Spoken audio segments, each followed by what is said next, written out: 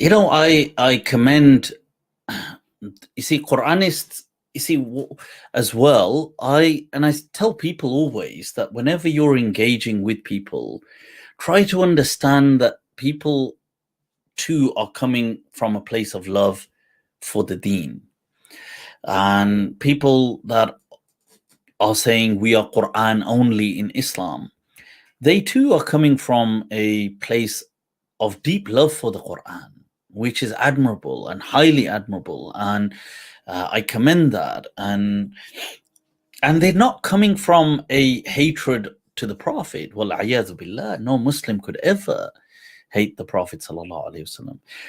It's just that, and they're diverse. They're coming from a kind of super skepticism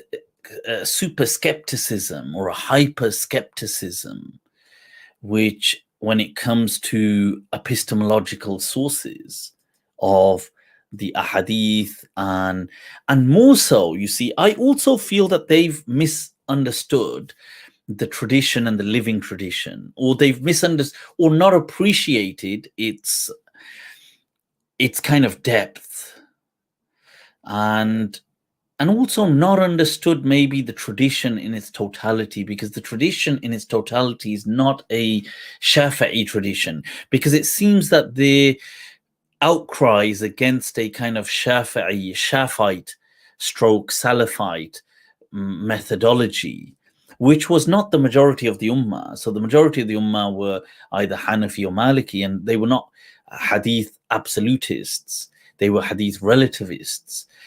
And they were more about the Sunnah than they were about Hadith. And so there is a lot of misunderstanding along the way.